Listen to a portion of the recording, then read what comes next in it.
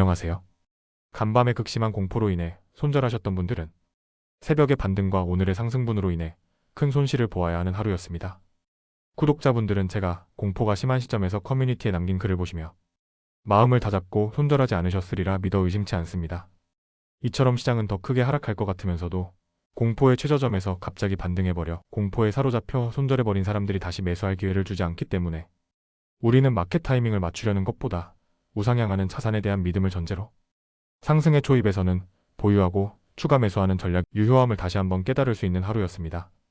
다음에 서학개미 순매수에서 보듯 추가 하락을 예상하고 숏 포지션에 진입하는 순간 시장은 우리에게 큰 손실을 안겨주기 때문에 우상향하는 자산은 사고팔고나 숏 포지션을 통해 돈을 버는 것보다 하락시 분할 매수 전략이 더 안정감 있고 확실하게 수익을 보는 전략이라는 것을 알 수 있습니다. 저는 마이크로 스트래티지의 가치를 좌우하는 것은 비트코인의 가치와 직결되어 있다고 생각하며 비관론자들은 비트코인 시즌 종료, 비트코인 반감기 사이클이 이번에는 다르다를 외치고 있지만 저의 개인적인 견해로는 비트코인의 이번 사이클이 이전 반감기와 크게 동떨어지지 않았으며 그 사이클 패턴을 그대로 답습하고 있다고 생각합니다. 다음의 차트는 비트코인의 주봉 차트로 3차 반감기에서는 5월 11일을 기점으로 5개월간 횡보와 조정을 겪다가 6개월이 접어드는 시점에서 점진적 상승 후 7개월 이후부터 빨간색으로 표시된 영역에서 본격적인 상승의 1차 폭등이 일어난 것을 알 수 있습니다. 그리고 그 이후 2주간의 큰 조정을 겪었습니다.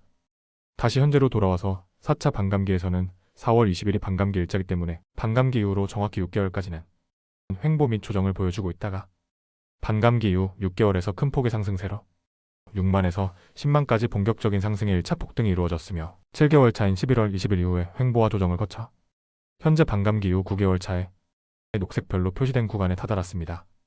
이를 비트코인 3차 반감기에서 어느 지점에 도달했는지 살펴보면 반감기 이후 9개월 직전, 즉 녹색별로 표시한 구간임을 알 수 있습니다.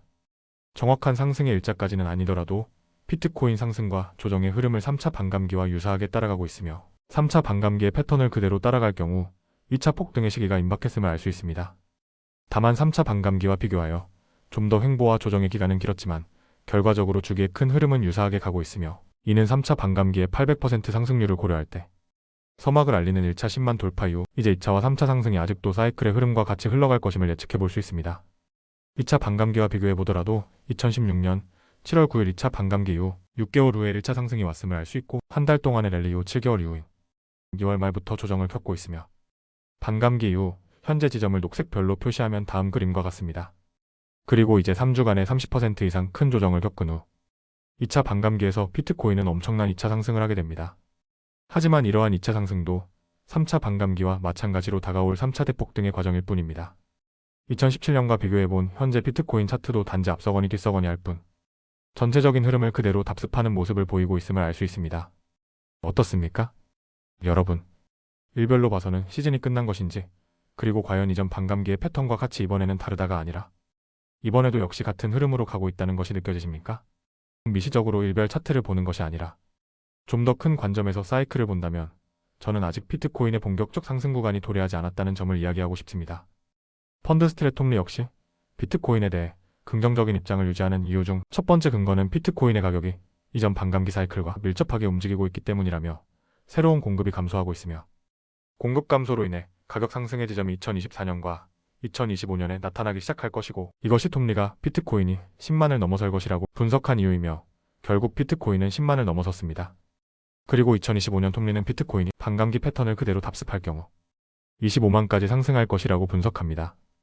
톱니는 비트코인이 그보다 더 상승할 가능성이 있다고 생각하는 두 번째 근거로 새 행정부가 비트코인을 지지하는 플랫폼에서 운영되고 있기 때문이며 톱니는 이러한 점에서 비트코인의 우호적인 분위기가 조성되어 비트코인 상승을 견인할 수 있다고 분석합니다.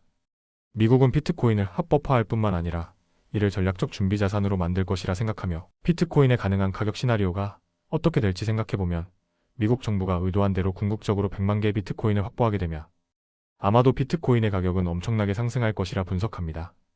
세계 비트코인 보유자들과 자산가들은 비트코인을 합법화하는데 엄청난 긍정적 영향을 미칠 것입니다.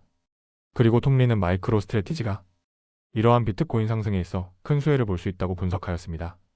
왜냐하면 마이크로 스트래티지는 비트코인이 상승하고 이를 보유한 마이크로 스트래티지의 주가가 상승하면서 전환사채와 부채를 발행하여 더 많은 비트코인을 취득할 수 있는 기회를 갖고 있습니다. 즉, 마이크로 스트래티지는 주가의 변동성과 프리미엄을 활용해 매우 낮은 비용으로 자금을 조달할 수 있는 능력을 가지고 있습니다. 마이크로 스트래티지는 거의 이자 비용 없이 부채를 발행합니다. 본질적으로 이는 이자 비용이 전혀 없는 채권과 같기 때문에 실제로 이자 비용을 지불하지 않고도 자금을 조달하고 있습니다. 톰리는 이러한 전략에 대해 처음에는 이것이 약간 무모하다고 생각할 수도 있었지만 매우 새로운 전략이라는 것이 밝혀졌다고 분석합니다. 마이크로 스트래티지는 네트워크 가치를 창출하였고 MSTR은 현재 가장 큰 비트코인 보유자 중 하나이며 궁극적으로 미국 정부에 이어 두 번째로 큰 비트코인 보유자가 될 확률이 높습니다. 하지만 마이크로 스트래티지의 전환사채를 매수하는 이유가 무엇인지 궁금할 수 있습니다. 하지만 누군가 채권에 투자하여 수익을 올리는 것보다 비트코인에 대한 간접 투자를 통해 놀라울 정도로 성과를 거둔 채권의 하나로 마이크로 스트래티지를 바라보면 이야기가 달라집니다. 한국을 포함한 아직 많은 국가의 금융권에서는 비트코인의 직접적 투자가 금지되어 있으며 따라서 채권 관리자들이 마이크로 스트래티지 채권을 매수함으로써 그들은 더 나은 성과를 낼 뿐만 아니라 비트코인에 대한 투자를 우회할 수 있는 수단이 됩니다. 저는 마이크로 스트래티지의 미래는 비트코인의 상승세와 함께 가격 상승의 메커니즘이 작동한다고 생각합니다. 즉, 마이크로 스트래티지는 그 자체로 유망한 미래를 갖는 것이 아니라 비트코인을 가장 많이 보유함으로써 비트코인의 우상향하는 미래를 공유하는 것이라 생각합니다. 그리고 앞서 분석한 것처럼 아직 비트코인의 본격적 상승기 2차와 3차에 걸친 큰 상승이 아직 도래하지 않았다고 보며 따라서 아직도 마이크로 스트래티지의 폭발적 상승 가능성은 엄청나게 열려있다고 생각합니다. 이에 대해 톰리 역시 마이클 셀러가 엄청난 일을 해냈을 뿐만 아니라 시간이 지나 MSTR이 충분한 비트코인을 축적하면 실제로 비트코인을 대출하거나 금융 시스템이 비트코인을 확보하도록 돕는 등 꽤 많은 새로운 일을 할 수 있을 것이라 보았습니다. 즉 축구에서 미드필더와 같이 게임이 전반적으로 잘 운영될 수 있게 비트코인을 조율하는 역할을 수행할 것입니다. 비트코인의 하락 지점에서 비트코인을 매입함으로 인해서 비트코인의 최후의 방어선 역할을 하고 또한 비트코인 매입으로 희소성을 증폭시키고 그 자체로도 가격을 상승시키는 요인으로 작용할 것입니다. 이는 타기업과 국가의 비트코인 매입을 가속화하고 이러한 전략을 모방하는 기업에게 선도자, 즉 비트코인 전략의 플레이북으로 존재할 것이며 비트코인 상승의 효과를 가장 크게 누리며 선도해 나갈 것입니다. 톰리 역시 실제로 활용할 수 있는 비트코인을 대량 보유하고 있는 몇 안 되는 회사 중 하나이므로 마이크로 스트래티지의 전략의 뛰어남을 강조하였습니다.